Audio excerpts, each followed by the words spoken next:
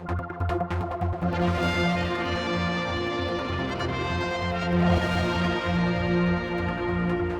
back here for more proceedings in the Dr Ranson tribunal, and with me, of course, Chris Robertshaw. We sat through this morning session today. In fact, that's all it is going to be today. What was happening? Okay, well, the essence of today and tomorrow focuses really in the main on the matter of the damage done to Dr Ranson through her experience the last, 3 years now? Yes, 3 years. And it's the degrees of which she has been damaged.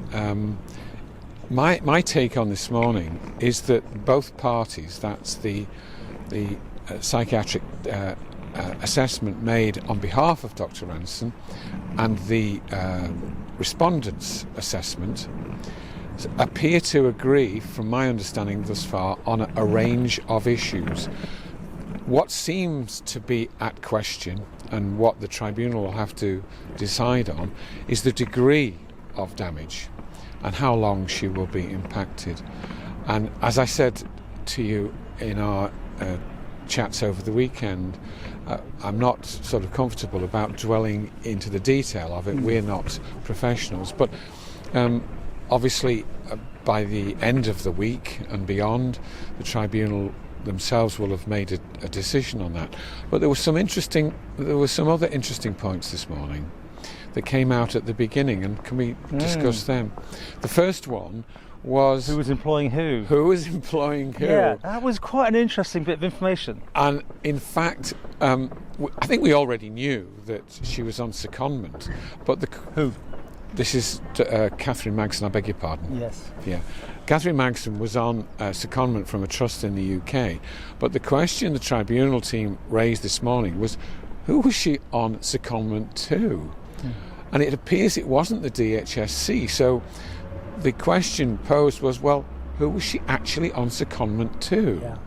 And why wasn't she DHSC? I mean, really? Well, I mean, it makes you think, doesn't it, that somebody who's caused so much distress, and that's what we were considering this morning, who had so much power and influence over the whole of our government's response to the COVID crisis, was actually not employed by us. Very, very strange. But since the beginning of this, these things keep coming up. No one seems to know who's employed by who sometimes. You know, chaotic. We've had all sorts. Absolutely. Was it, Manx Care? Was it DHSC? Huge problems here for somebody to sort out eventually about what goes on in the civil service and who's employing who. Well, yes, I mean, you can't attribute this chaos of who employed her, or was she employed at all, to the COVID crisis, because of course she was recruited before it started. So that should have been clear and well laid down, and wasn't. And so this very same woman was the one who said she wasn't liable to this jurisdiction, to answer to this jurisdiction at all. Goodness me, what a mess. And, will she ever appear here again? Probably not. No need to. She doesn't have to. Her thing is now gone. It's quite incredible. Yeah, and there was another interesting point as well raised about the current medical director, who now apparently isn't the current Well, I medical tweeted this a couple of weeks ago, and it's come up finally into the public domain, but I got tipped off that this has happened, yes. So that person's now out of the picture, is he? Well, we don't know, and I think that question was posed this morning. Will he return? But there was a strange piece of publicity or PR put out, was it yesterday? I can't remember, perhaps before that, about him being needed in the UK. Well, hang on a second. Yeah, well, if he's needed in the UK, my goodness me, he's needed here, but he's not apparently. So therein lies another interesting How do I put this in your terms? You should need to read between the lines potentially without adding any more to it, see where this is going to play out. Of course, eventually it will play out. All this, you hope one day, will become apparent. Who did what, when did they do it, and why did they do it? Exactly. And there is another final point which I'd make, and this follows on our chats over the weekend, and that is that from what I understood the tribunal said this morning, they have yet to judge on the Expol report.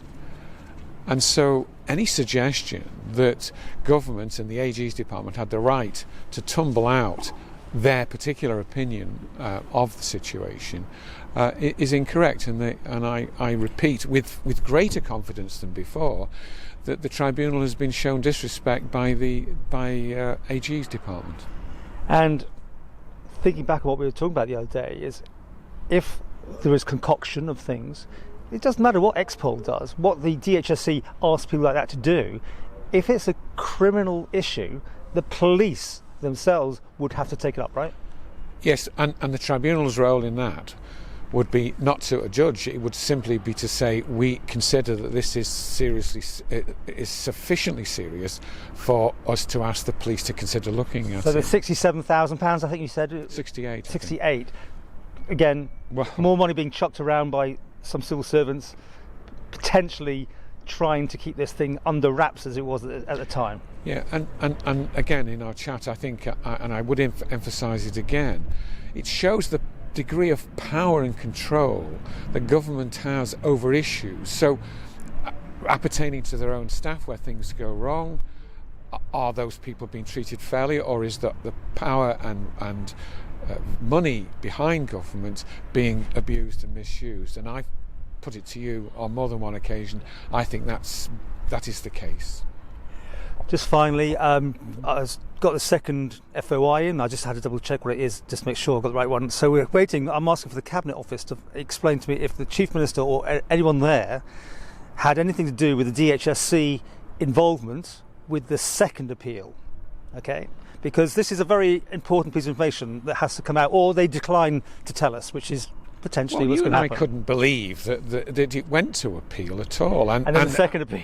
The second appeal, goodness but me. I'm trying to find out whose fingerprints were on that decision, who called it. And we know more than we can talk about now, because obviously there is issues until it comes in the public domain. But as I said, the Cabinet Office has to reply to this FOI sooner, and it's going to be interesting to see what they do tell us. Indeed, whether it was the Minister, whether it was the Department, Minister, whether it was the AGs, we don't know. It should be the Minister in charge of the DHSC. That's what it should have made that sign off. That's what we're trying to find out. Yeah, it should be the Minister on the advice of the Attorney General's Correct. office.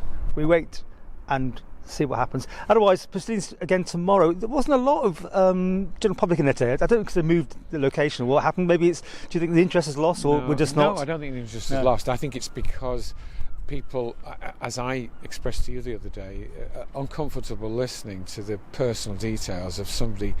And that was quite horrible, wasn't it? Actually, to hear that out loud about her depression and unable to work and all that sort of thing.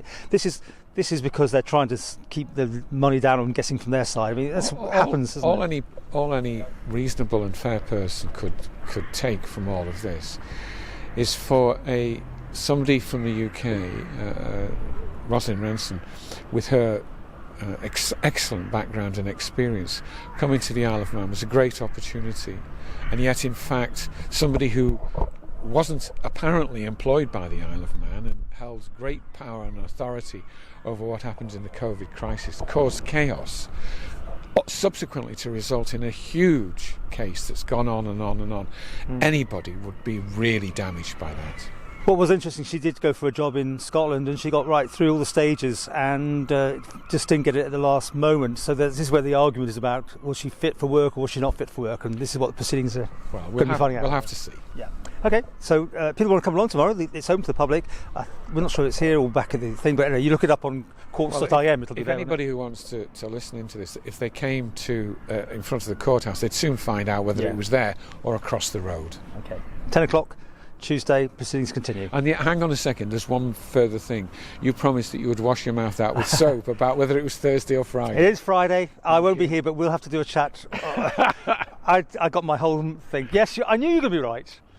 No, I'm not sure I'm going to leave this in the video, but I will have to because I don't like to edit. Thanks. Thanks. Bye.